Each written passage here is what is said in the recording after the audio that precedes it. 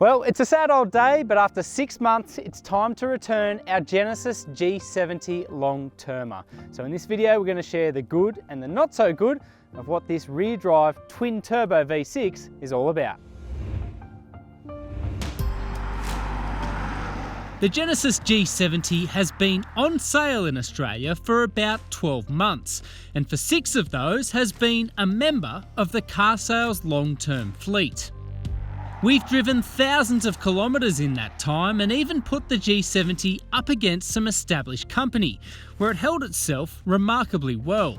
But living with the G70 has unearthed several traits, good and bad, that we didn't pick up on initially.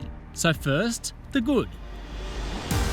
Now the obvious positive to emerge from the G70 is that of driving dynamics. I can't tell you how nice it is to be driving something regularly that's A, a sedan, and B, a big engined one at that.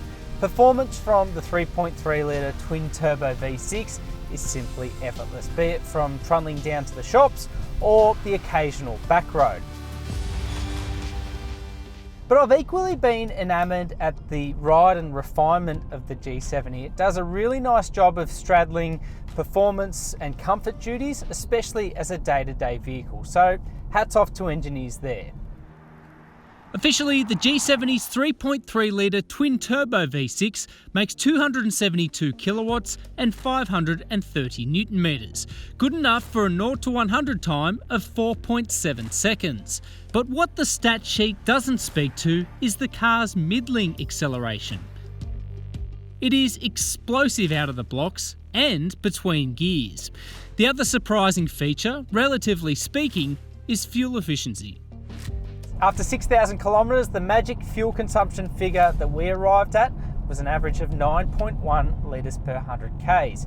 Now granted, that does include quite a lot of rural driving and quite a lot of highway driving and less stop-start sort of traffic, but it's well below the 10.2 kilometre average claim, and it also includes the occasional back road blast, so it's probably reflective of how a lot of G70 owners will use their vehicles. That brings us to the second positive, value. On first inspection, the V6 powered G70 is more expensive than entry model offerings from Audi, BMW or Mercedes-Benz. But delve deeper and the value equation shines for this segment. The trinkets list on the G70 is quite commendable. Heated and ventilated seats, wireless phone charging, a 15-speaker surround sound system, not to mention countless other safety and technological pieces scattered throughout the cabin. At $80,000, it's not exactly what you'd call cheap, but compared to what's out there in this part of the luxury segment, it does represent relative value. It's $20,000 cheaper than the equivalent Mercedes AMG C43, the BMW 340i, or the Audi S4. The third highlight is after-sales value. With a 5-year warranty, free servicing and roadside assist for the first 5 years of ownership, the G70 leaves competitors in its dust. The last positive that I'd like to bring to the table here is a slightly subjective one, road presence.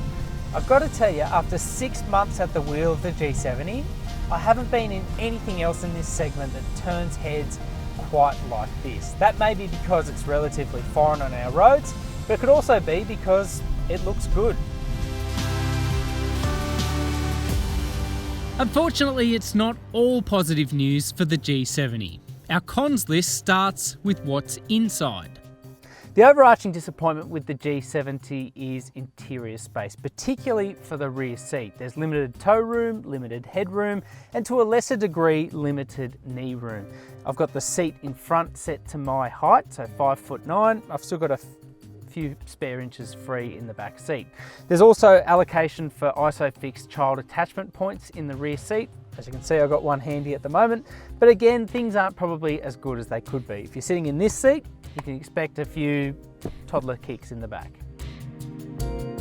Things aren't any better in the cargo area, with a small 330 litre boot accessed by an even smaller opening. However, there is a space saver tyre underneath. While we're inside the cabin, the G70's centre fascia and instrument cluster, while legible and easy to use, are already showing their age against European rivals.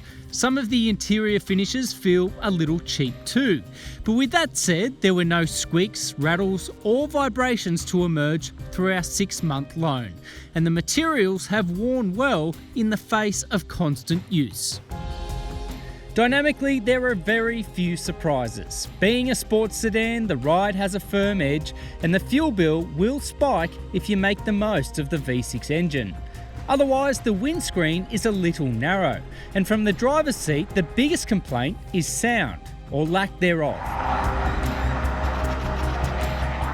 Now the other complaints here really centre on the unknowns, like how the G70 will depreciate over time or how it will stand up in terms of durability. But I've got to say, after 6 months and 6,000 kilometres behind the wheel, the worst thing that I've seen technically is the tyre pressure monitoring system throwing up a couple of false alarms. But in every other sense, the G70 has been a real eye-opener.